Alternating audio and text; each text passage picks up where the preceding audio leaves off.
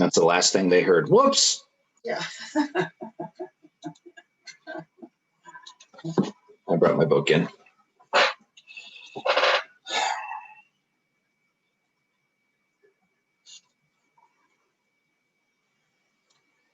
So we started at what, 30, 32?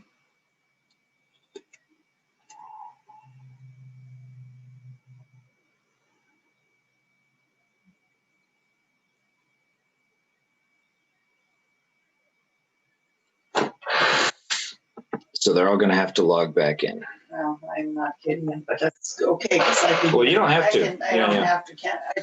Okay, good. Yeah.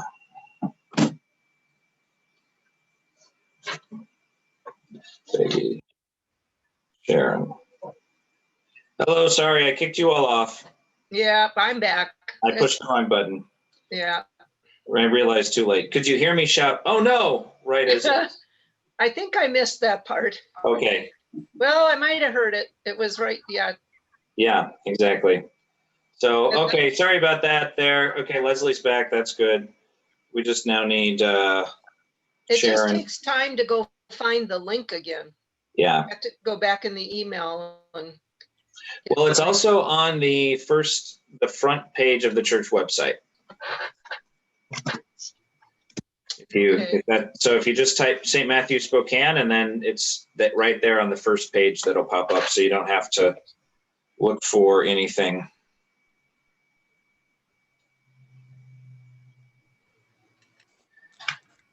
Yeah, I'm finding the reading interesting as far as I get a kick out of his description sometimes when he talks about the Rome, like Cheryl was mentioning, he talks about the Romanists and how he refers to how they think about the Germans, you know, the simple-minded or the drunken, and it just kind of like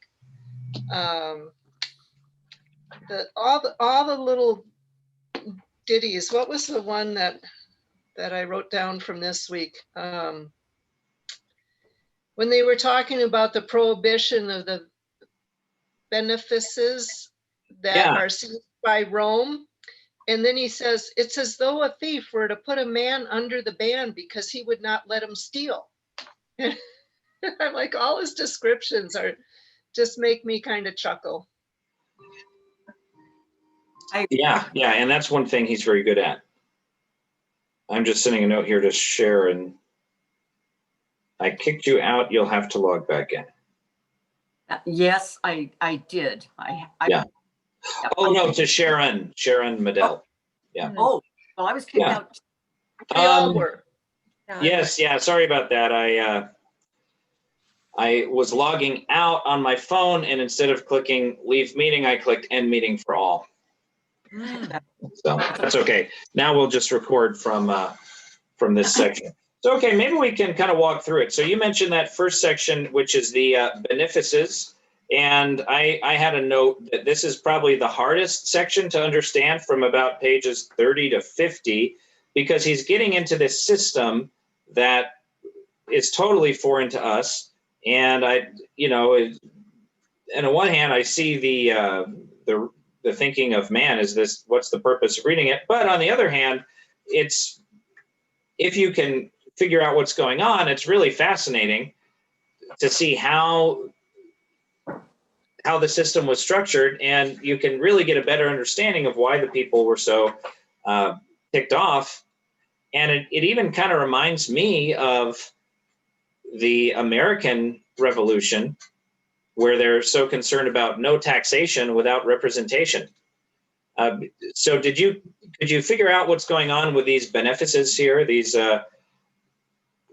things, the annates and the benefices that of the German nation that he's complaining are taken by the Romanists? What were some of the problems that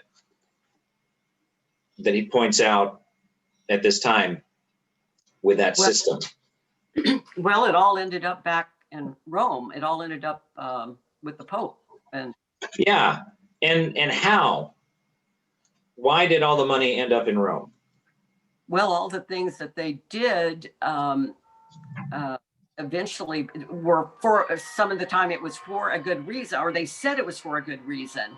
And then they would make it, for instance, to raise money to fight the Turks or whoever. They would try to raise money for that. And then eventually they just used it as a way to raise money and made it kind of an automatic tax. Yeah. Okay. So sometimes there were taxes and there were fund drives and stuff like that. Some other ways that money ended up being funneled to Rome. Well, they would put their people in, they would take over these areas. Like if somebody died in one of those, the Pope or the Roman See could just appoint somebody new. Oh, that's right. And then they were all living there and they get paid for being whatever they called them, I forgot. Yeah, just I think the owner of it or the holder of it. Yeah. The beneficus. Yeah. And so more and more and more of them became owned by the Pope rather than by the people in the community. And either by the Pope or by someone that he designates. Right. And then the thing that really ticked Luther off is you got to where you didn't have to live there to be the owner. You know, it's almost like today, if someone owns a company, a factory or something, but they live in another state or they live in another place. However, the difference is this is someone who's claiming, you know, they're, let's say, the bishop of, I don't know, Stuttgart, or they're the head of a pilgrimage site in some little hamlet, and they don't live there. They live in Rome, but they're getting all the proceeds from it. And doing nothing for it. Exactly. Just skimming off the top. And originally this problem, it develops slowly over time. And this is one of the problems that Luther criticizes that other people also criticize. You know, he's not alone in noticing this because unlike spiritual problems, I mean, everybody understands financial things and everybody cares about that. And so there were some things that were supposed to stop this from happening. For instance, there was a rule that no person could have two of these benefices. Benefices, maybe. I don't know how you're supposed to say it. No person was supposed to have more than one of them at a time. But then did you catch the problem that crept in regarding that rule? It's buried in here.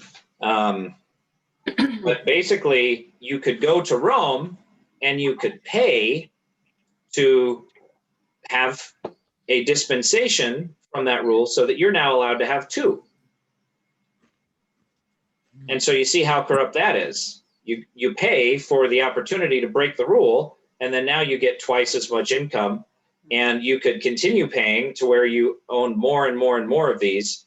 And so, you know, think about how kind of similar that is to some of our concerns that, you know, the few rich people are able to use their money to bend the rules, to increase their power, and pretty soon they end up as these super rich monopolies, and no one can touch them. So taking out the spiritual aspect, I mean, we can kind of relate to some of these concerns about how the financial system was working. And then I wanted to point out his solution on page 46. I thought that was a good summary that, without getting into all the weeds of pages 30 to 40, well, in fact, let's look at page 44 first. So his solution to this problem, and there were a lot of other ins and outs of it about how to go about buying one of these. And he makes the comment on page 43 that spiritual and secular goods have become one. He says that at the top of 43, that the church was just part of the economy. It was not anything special. There was nothing spiritual about it. But then at the bottom or the middle of page 44, he says, now, although I am too insignificant a man, this is the first full paragraph, I guess, to make propositions for the improvement of this dreadful state of affairs, nevertheless, I shall sing my fool's song through the end and say, as far as I'm able, what could and should be done either by the temporal authority or by a general council. So this is a major section break. And he goes from leaving off all of the, sorry, that's my phone there. Now he's shifting from describing the problem to mentioning the solutions. And the first subject, number one, the first solution, every prince, every noble, every city should henceforth forbid their subjects to pay annates to Rome and should abolish them entirely. So number one, just stop paying Rome. Stop sending the money there. They don't need it. They're not using it well. They don't deserve it. They haven't earned it. We shouldn't do it. The second thing, number two, this is page 45. Since the Pope, with his Romanist practices, his commends, coadjutors, reservations, gratiae, expective, papal months, incorporations, unions, pensions, pollia, chancery rules, and such knavery. And then you go through there. He has usurped for himself all the German foundations without authority and right, gives and sells them to foreigners at Rome who do nothing for Germany in return, since he robs the local bishops of their rights and makes mere ciphers and dummies of them, and therefore acts contrary to his own canon law, common sense, and reason. It has finally reached the point where the livings and benefices are sold to coarse, unlettered asses in the sense of the donkey, and ignorant knaves at Rome out of sheer greed. And then the first full paragraph, for this reason, the Christian nobility should set itself against the Pope as against a common enemy and destroyer of Christendom for the salvation of the poor souls who perish because of this tyranny. So why read that? Remember last time we said this is written in 1520. He has not yet had his life threatened, but in 1521, he's going to go and be asked to recant his works or risk being put to death. Hopefully this gives you a better understanding of why they're thinking about killing Luther here. I have a question. Yeah. This was all in relationship to Germany, and I'm trying to remember now if I read that he had said this wasn't happening in France, was it? But, you know, was it happening with all the nobility in other countries too, or just more so Germany? More so Germany, because they had the Holy Roman Empire. And that's kind of his whole argument, is that the Holy Roman Empire is a farce. And so they didn't have a king who protected them and had some antagonism with the Pope like they did in Spain and in France. So to my understanding, yeah, this happened in France, but the Germans were getting it a little bit worse. And also the Germans just didn't take to it as well. You know, they did not like the papal corruption. Obviously, they didn't like it in France, but it took another 200 years for that, you know, to materialize in the French Revolution. But eventually, I mean, obviously, they ended up killing a lot of the Catholics there in France. Why did you say that France rejected it? What was the reason? Well, the French rejected the Reformation because they had a monarchy that was Catholic, but at the same time they had a strong monarchy, so they wouldn't, even though they're devout Catholics, they wouldn't be pushed around by the Pope as much. In the Middle Ages, you know, there were actually two popes for a while, and France had moved and set up their own pope in France, in Avignon. And so they just had more, they were much more powerful. You know, at this time, France was an impressive, strong nation, and Germany was just a collection of small states. Okay. So they were able to put their foot down a little bit more against some of the papacy's excesses. So the papacy starts sending, you know, they realize there's easier money to be had in Germany. Okay. Yeah. Is my understanding of it. Not, you know, not being, this isn't a major area of study for me, but I've read about it in seminary, and, you know, reading this reminding me of all that stuff. So those are the first 2 points. But then I like the point on page 46, again, because it reminds me of modern issues.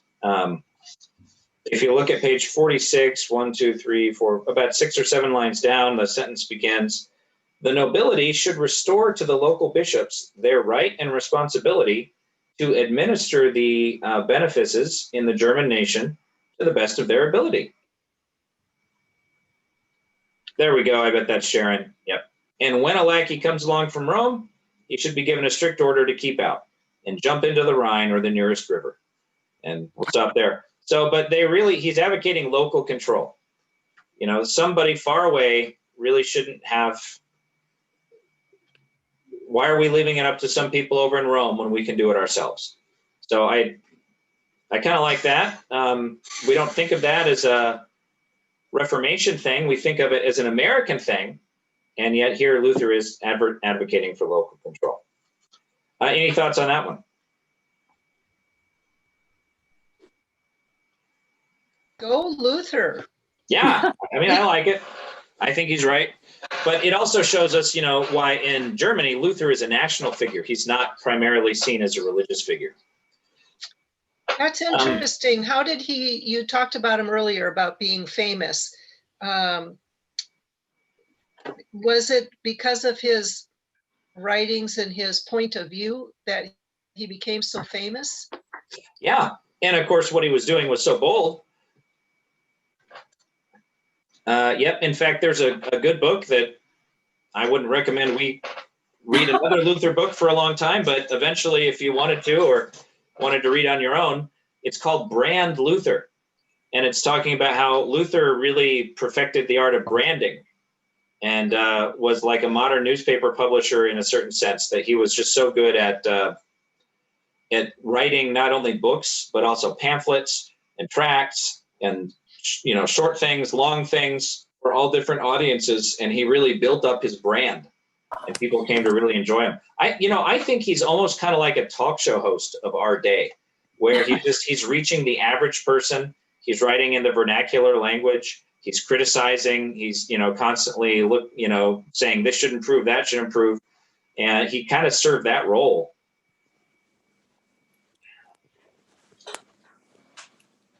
All right. Any other thoughts? Or I'll just keep pointing out things that I thought were worth noting, and we can sort of work through it that way. But he mentions in point 3 here on page 46, the Council of Nicaea. And this is an important thing. It's also local control, but now not about money, but about appointing bishops. So no imperial law should be issued, or an imperial law should be issued, that no bishop's cloak and no confirmation of any dignity whatsoever shall be henceforth be secured from Rome, but that the ordinance of the most holy and famous Council of Nicaea be restored. The ordinance decreed that a bishop shall be confirmed by the 2 nearest bishops or by the archbishop.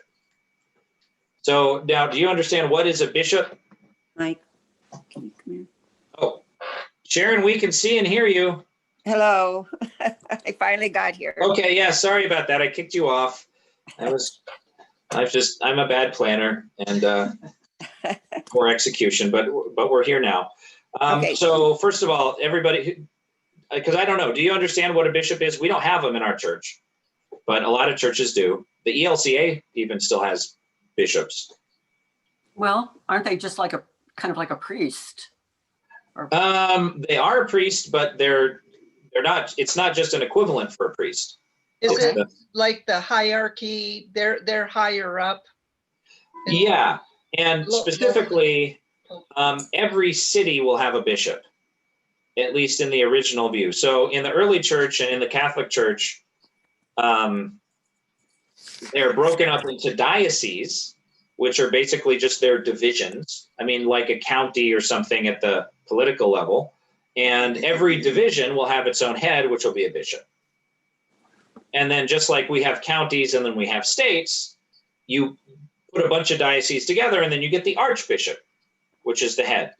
And then the archbishop, I think above them would be the cardinals, and above them would be the pope. So the bishop would be kind of like the mayor, I guess. He's the head of all the pastors in a certain city. And it's a very hierarchical, almost like the military. It's a hierarchical system. You need to know who your superior is. And so what is Luther saying? And so then they would take the bishops, and the bishops would be ordained or chosen, I guess is what he's saying, and they're being confirmed in Rome. They go to Rome, the Rome selects the bishops, they ordain them, and then they send them back and have them serve. And that's how it is today. I think in the Catholic Church, the Rome will move people around and send them here or there when they want them. And if you're a Catholic parish, I believe you're kind of at the whim of the church hierarchy to give you a priest or to give you a new bishop and decide who that will be.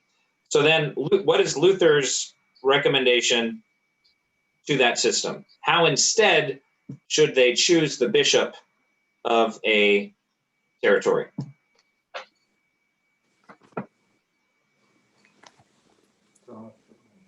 Hmm?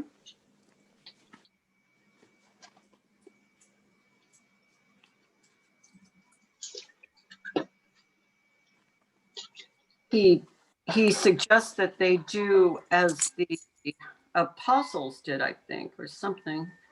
Yeah, he says the ordinance of the Council of Nicaea.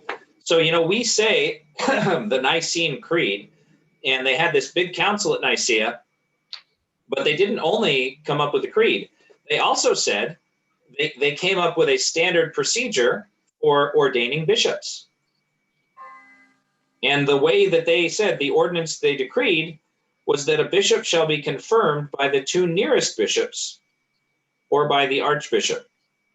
So if you have a bishop and he's being installed, you have the bishop from the next 2 towns over come in, and they are the ones who install him, rather than send him over to Rome, have him get approved and everything, and have him come back.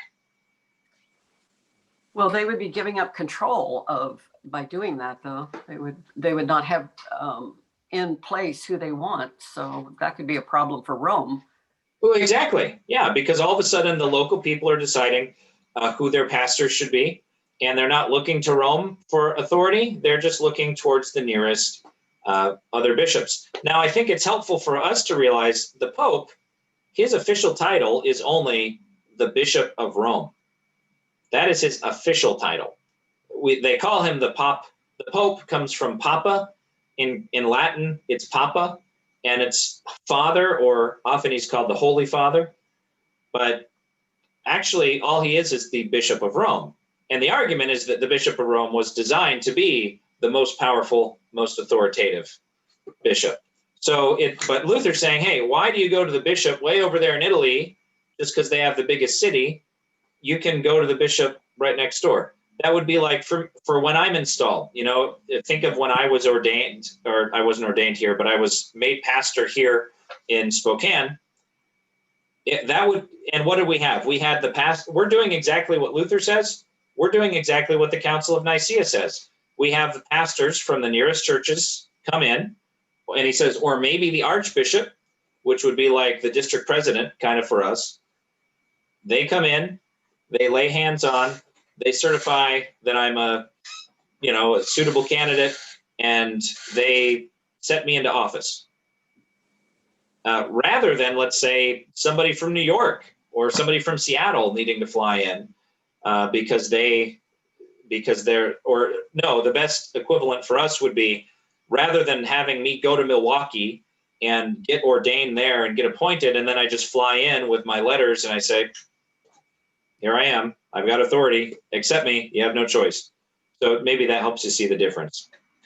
So that's I think, kind of an interesting note, especially to realize, we're trying to continue in our modern way what the early church set in place. It's not like it's developed so much over time. Any other thoughts on that particular point? I guess I more was explaining it than discussing it, but.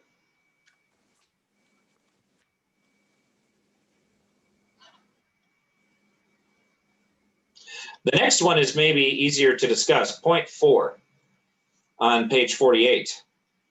It should be decreed that no temporal matter is to be referred to Rome, but that all such cases shall be left to the temporal authorities, as the Romanists themselves prescribe in that canon law of theirs, which they do not observe.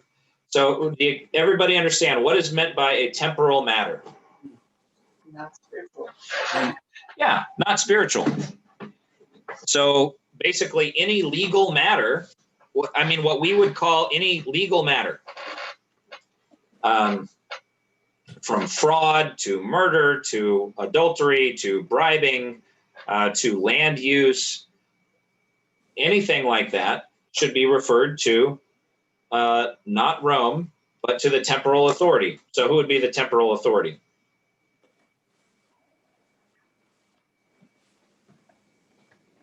Olympia. What's that? I said Olympia, our state. Governors, Well, sure, governors or even just the municipal court. So the main point is you don't try to handle things in-house, and you don't set up a parallel church authority. Oh yeah, go ahead. Thanks. Yeah, sorry, I got a Zoom meeting. Turning on the lights, that's all. See, there are benefits to being in my basement. No, the only distraction there would be cats or Paul. Yeah. Anyway, so now this is, I thought, maybe worth thinking about. So as far as you're aware, what religions have a separate legal, like a religious court system? Are you aware of any? The Catholic Church still does, although it's much less extensive than I think it would have been in the Middle Ages. do Anybody know? the Jewish people have a court system with their Yeah, they laws do. and stuff? Yep, the Orthodox Church, the Orthodox Christians have a really, Orthodox Jews do have a very extensive court system. And in fact, that's a lot of what the rabbis do is they hear cases. Just for one example, marriages and divorces all have to be certified by the rabbis. They don't, they don't recognize the state marriage as being legal, but there's lots and lots of things that they oversee because they have a lot of rules. So yeah, that's one. Can you think of any others? Mormons? Yeah. Mormon? What information do you have about that? None. Yeah, I don't know how extensive it is, but I know that they do have a lot of rules, and they enforce a lot of things like tithing and stuff. They will do like employee review type activities. I don't know if they have a separate court system or not. There's at least one other big one. Islam. Yeah, Sharia law, right? You've heard of that. They believe that they don't believe in separation of religion and state. They believe religious authorities need to be overseeing the law, which has a certain logic, right? I mean, if God is the God of everything, he's the one who gave us the law, of course the state should be overseeing it. So that's just to point out that some things we take for granted, this difference and the separation, we take it for granted because Luther came up with, because it's in the Bible, but it stems back to Luther why we don't hold these assumptions. And if we think that the way that our mindset is simply the way humans think, and it's just natural, we may be caught blindsided when other people come in with different ideas. So there are many, many religions that have some sort of parallel court within their church or their, religious structure. So this is a good insight to keep those things separate. And again, we think of separation of church and state, we think of that as very thoroughly American, but there's another idea that really starts at the Reformation. And it was not a Lutheran country by any means, but it was very Protestant, and these ideas, most of them, they were inherited. Let's see. So then it talks about extortion. Point 6 talks about reserved cases, which is just another sort of extortion. I think maybe we can skip away with that, but we could go to 51 because again, I think it's a very modern thought he has. So page 51, point 7, the Roman See should do away with the officia and cut down the creeping, crawling swarm of vermin at Rome. so that the Pope's household can be supported out of his own Pope's pocket. Now,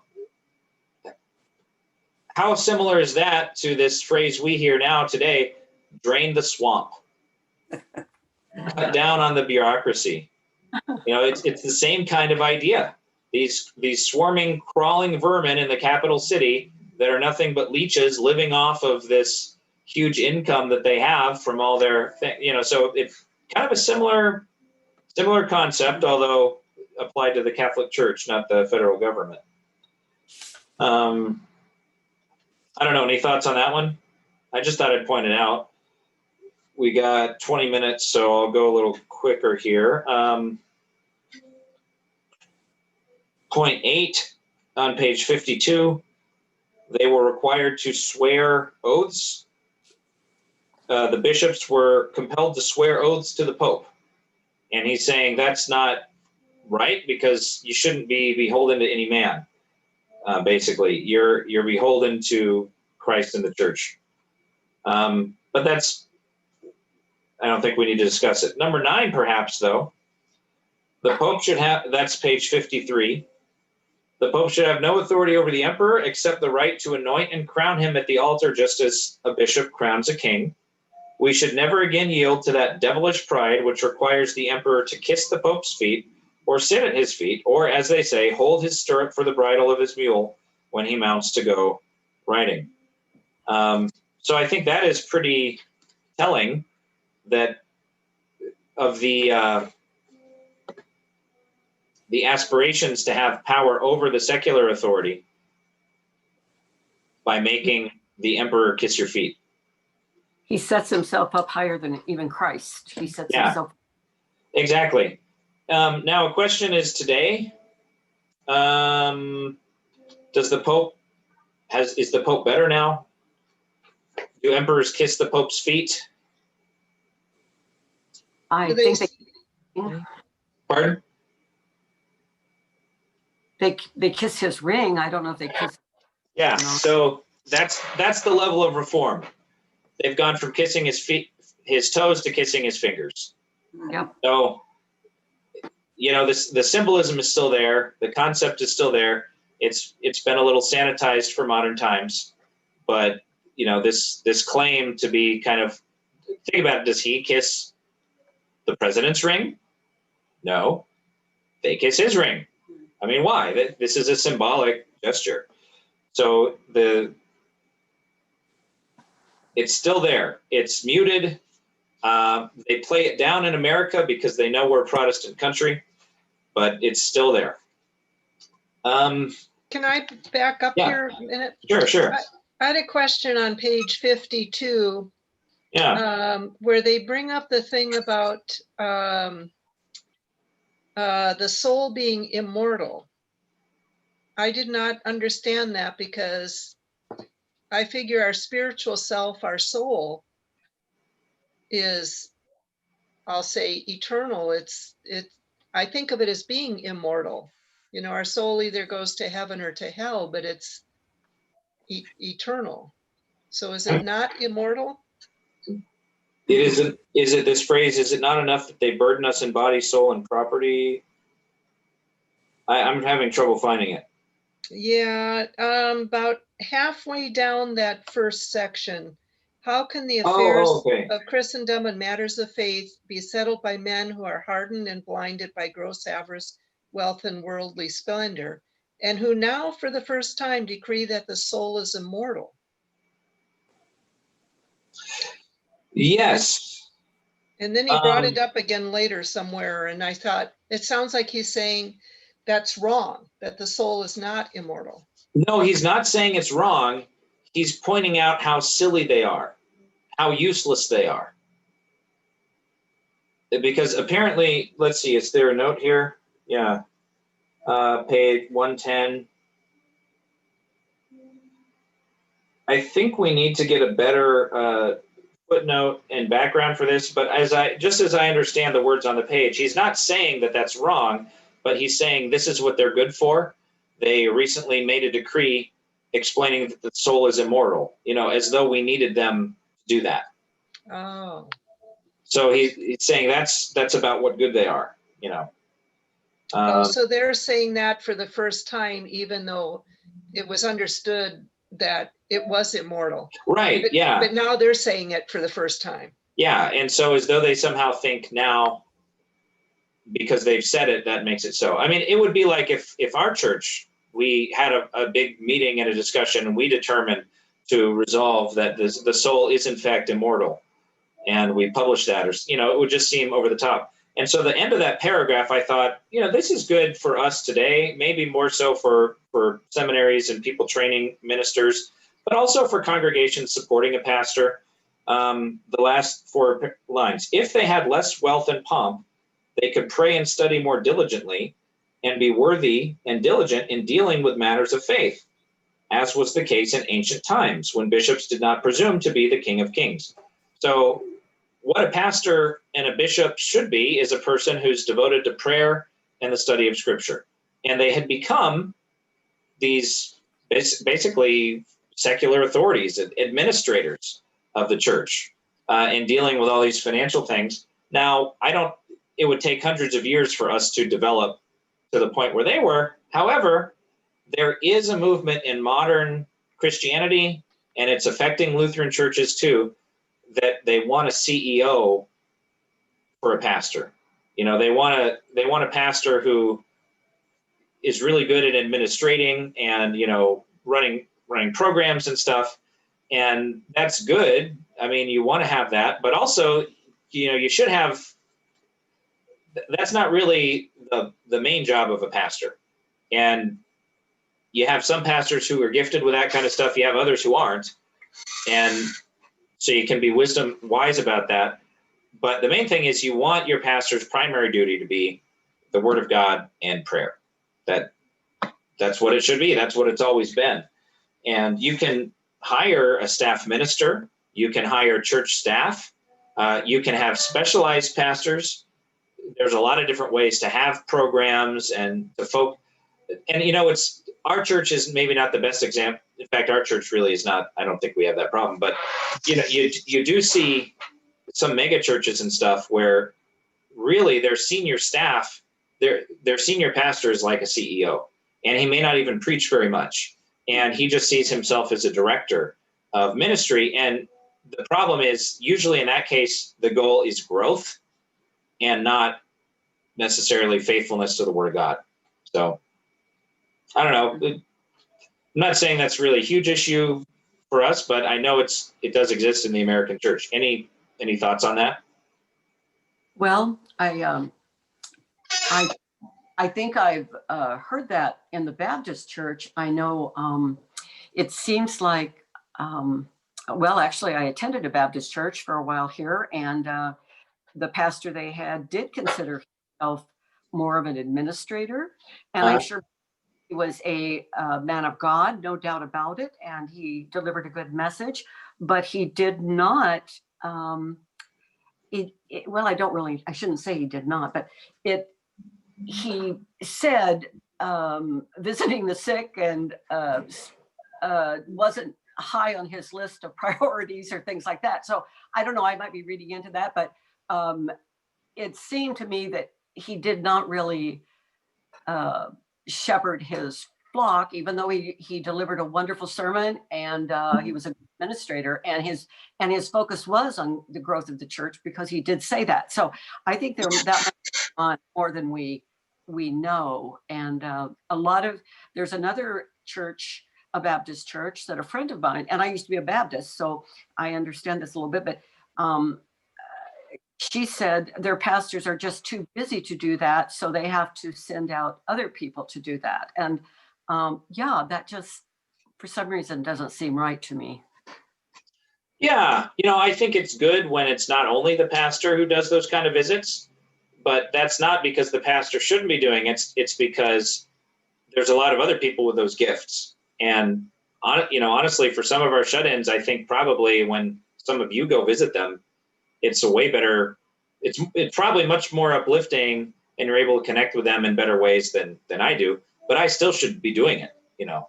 And yeah, we got several people here who I know visit some of our shut-ins, so that's But that's a good example. And I think this becomes a bigger problem the bigger your church is and the more it's part of your community. And I saw this more in Tennessee, where you're in the Bible Belt and you have these really big churches, and the pastor becomes kind of a community figure, and just preaching the gospel can almost become an afterthought because they're so involved in the community. And so just it's worth being aware of. It's an issue that's out there. But any other thoughts?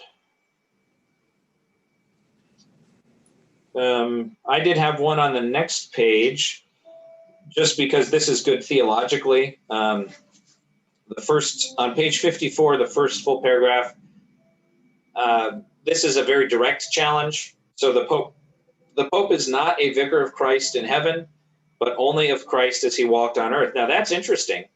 He's still admitting at this point that the Pope could be the vicar of Christ. Christ in heaven in the form of a ruler needs no vicar, but sits on his throne and sees everything, does everything, knows everything, and has all power. But Christ needs a vicar in the form of a servant, the form of which he went about on earth, working, preaching, suffering, and dying. Now, I don't think he's saying that the Pope is the vicar of Christ, but the vicar is just sort of the person who stands in place. And the idea is that all Christians and all clergy should be vicars of Christ, but only in his preaching, working, suffering, and dying, not in holding political authority. So this is another one of those things that it's not too surprising they ask him to recant. And then at the bottom of page 54, here's an issue that is kind of important. It's more important than you'd think, historically speaking. That impossible lie, the very bottom, the donation of Constantine, is the same sort of thing. It must be some sort of special plague from God that so many intelligent people have let themselves be talked into accepting such lies. So this was a document that was a medieval forgery.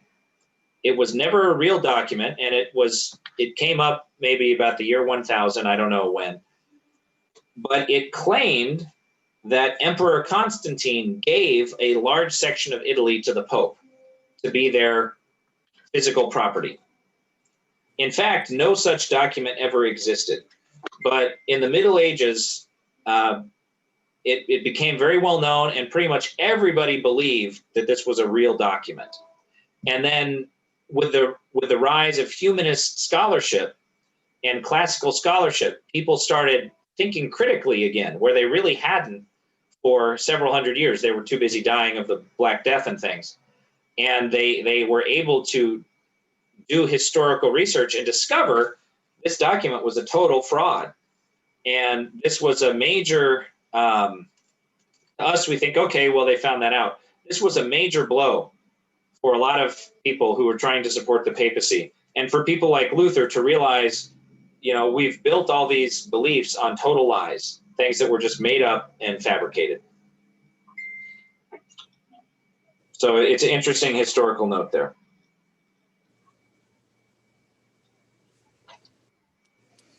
Built on nothing. Then we get, let's see, page, you tell me where you want to stop and talk. I'll sort of look through the end here to make sure we've covered all page 55.10.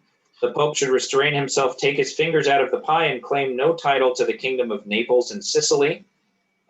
He had, those were two kingdoms where he was trying to say he had a point, some job in ruling them and taking their income.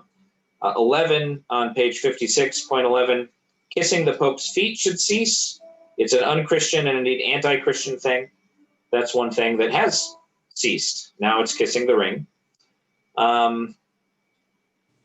Another thing on page 57, the first full paragraph, another example of the same scandalous pride is that the Pope is not satisfied to ride or be driven, but although he is strong and in good health, he has himself borne by men like an idol. So he was carried on one of those 4 poles, 4 people walking, and he's on a seat being carried. That's another thing they don't do anymore, but at the time, that's how he was carried about. another thing at the bottom of page 57, when the Pope would have communion, they would carry it to him in a golden bowl. And that's kind of against the spirit of communion. But then page 58, point 12, pilgrimages to Rome should either be abolished or no one else should be allowed to make such a pilgrimage for reasons of curiosity or his own pious devotion, unless it is first acknowledged by his parish priest, his town authorities, or his overlord that he has a good and sufficient reason for doing so. So he really thinks that going to Rome does more harm than good. Has anybody seen the Luther movie or something like that, and you know about Luther's experience in Rome? No. I vaguely remember that. Yeah. I don't remember it, but I see. Yeah, back when he was a monk, I don't know, 1510, somewhere around there, he was still a relatively young man, and he was a bit neurotic, and they didn't know what to do with him. So to keep him busy, they sent him to Rome on just a minor mission, I forget what, getting some documents or, and hoped he'd enjoy it, and it would maybe boost his spirits. And instead, it had the opposite effect, because he was so offended by all the sexual immorality and homosexuality and prostitution and bribery and drunkenness, and it just seemed like people were making no effort to live as Christians here in what he thought was going to be the holy city, and that was very offensive to him. Now, Rome was very, very corrupt, and so I think that was a unique situation. I have a little bit of a, what's the right word? A version of this that's on a much smaller scale. I don't want to make it sound like these are the same things, but when I went to Martin Luther College, to this college where everybody wants to be a pastor or a teacher, and it's like it's in the Holy Land of the Wisconsin Synod where everybody's a Lutheran, and they all are raised, and they're going to chapel every day. I had maybe a little bit overblown expectations as to how sanctified and pious everyone would be. And of course, I can write myself excuses for not being sanctified in this or that way, but when other people are doing it, it's just shocking. And so I was a little bit surprised to find that some people were doing underage drinking and partying and stuff, although that's pretty much as bad as it got. But still, it's jarring when you're expecting one thing and then you find people doing another. I will say though, now having spent time at Madison, Wisconsin, and seeing how the undergrads there are, Martin Luther College was pretty tame. I mean, a little bit of underage drinking, but not much. And a handful of people might go get drunk at the casino, but that number was very small. And there were no drugs and very little sleeping together. So overall, pretty impressive. Let's see, we've got just a few more pages that we read. Did you have anything in the next 10 pages that you thought was really interesting, worth talking about? He does mention that you shouldn't have to be celibate as a priest. You should be allowed to marry. He had one hilarious comment on page 67, towards the bottom. First, not every priest can do without a woman, not only on account of human frailty, meaning sexual immorality, but much more on account of keeping house. Yeah. So true. Yes, yeah, it really is true. Now, I think he is maybe overestimating people's ability to stay celibate. And I know that I've heard from Kelly's grandparents who are devout Catholics. Her grandma's passed away, her grandpa's still living. They admitted that it's very common, or it used to be much more common. Today it's less common, that the priest will have a housekeeper, and everybody knows that they're kind of like married, and yet everyone knows you don't talk about it. And this was in Milwaukee in probably the 40s, 50s. And so it's a good point he makes. So, all right, any Any final thoughts? I know that I wouldn't make it if I weren't married. No question there. So for next time, we could just read through 112, and that's probably enough. If anybody wants to keep going into the Babylonian captivity of the church, you can, and I will read it this week and try to determine how we're going to break it up. We may be reading some larger sections. I don't know. I'll try to determine that. Final thoughts or questions or comments? I just have a thought. Everything we've talked about so far, it has the Pope as a power-hungry, money-grabbing person. Yeah. What did he do for the people in a spiritual sense? Was there anything that was of benefit to the rest spiritually? I think at this period in history, no. I think they've reformed. Sorry, when I say this, I mean at Luther's period in history. Right, It had become such a machine that he was just like the head of the machine. He may give sermons or something, but even preaching wasn't as popular in the Middle Ages. Luther kind of revived preaching. They just mostly would say mass and have scripture readings. If they had a homily, it would be very short. It was really the Reformation where they started having these long sermons. So I really don't think so at that period in time. Now, yes, but I mean, you look at, what does the Pope do today for people, spiritually speaking? They're odd. It's really his persona, his presence.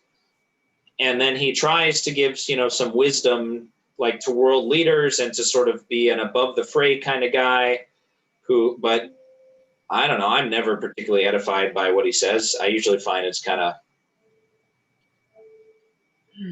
bland, but I think that's the kind of thing he would do back then too. However, much less so. Then it was just being the head of the machine. Because, I don't think the Pope published a lot of things. He didn't write devotional books.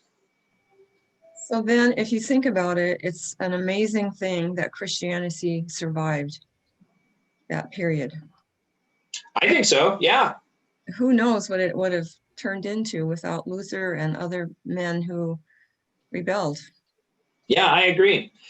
And the other thing we should keep in mind, even Catholics should be thankful for the Reformation. Yes. Because the Catholic Church has improved. In some ways, they were forced to improve. I still don't think that they're great, but at least some of their worst corruption was gotten away with, and they did see the need for that. So,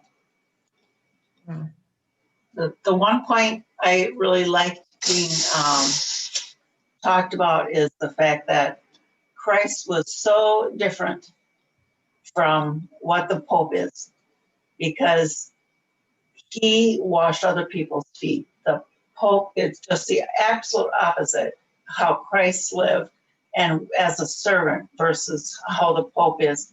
And the other thing I like is talking about how our pastors or any people who have a spiritual high position, their job is to teach God's word, not to be, worried about the stats. And, even when we're looking at a 20-year plan, we can't say we want to double in growth. That's not to me, that's not, a proper thing to be talking about. Our job is to preach the word. And, other people in the church can take care of, vacuuming and doing things like that. But it's so important to remember that preaching the word is our main job. And that's where what the Pope does not do. And it's not how Christ lived his life. So, yeah, maybe next time I'll share there's a famous series of woodcuts that was put out at this time. I think there's 15 or so, and it has the Pope here and Christ here. And it's comparing, and it'll have the Pope being carried on one of these things by four people, and then I'll have Christ riding on a donkey, And it's interesting. And the goal isn't to Pope bash, although that's always fun, but the goal is really to highlight what the church should be like and just appreciate how significant the Reformation was. Really, it's almost impossible for us to imagine. I think I mentioned in the sermon this week that it would be similar to living in 1984, when everybody, the book, not the year 1984, but the book by George Orwell, where it's like all of society had kind of become a cult. You're afraid to speak, there was no freedom of speech. You're afraid to go against the authority. They controlled everything. There was no other way of thinking. There was limited access to information. There was, and all of a sudden to break through that was really amazing. And so that's why we celebrate that God, and it's not that Luther was so great, it's that God promises he'll never let his word disappear. And he didn't, even when it would seem like all the odds were stacked against him. And so for us today, it doesn't matter what it seems like the odds are, God will keep his word going and bless his church. So I just end with it, thank God, we praise God, we thank him, and I hope you continue doing that. But we'll let you go because we're running quite a bit over. So thanks everybody for coming, and you got the assignment for next week, right? No, what was that? It's on the handout. So for basically just finish this treatise, and the same thing, take some notes, circle things you want to discuss. We'll start out with general impressions, or maybe I shouldn't say general impressions. I should say your biggest takeaways, and then kind of go through it. And then I will next week tell you our plan for reading the Babylonian captivity of the church. We'll probably have to read a little bit longer sections because I don't want to take forever on it. And I appreciate you being patient doing this. We will read modern books that are easier after this. And maybe you can start thinking about what you'd be interested in. I just like to say, I'm very glad that we're reading it. Even though I said it was a little tedious reading it. I could only the time, especially the first section. I read it because, as you said, it gives you a real feel for what the church has went through, and I am very glad we read it. So I like this. Maybe take a vacation from Luther. But still, I really like that we have read this. Well, good, yeah. It's challenging. I mean, honestly, this is more like a college assignment than a typical book club. So I wanted to sort of make you do it while I still had some authority before you all picked a list of 20 other books. Yeah.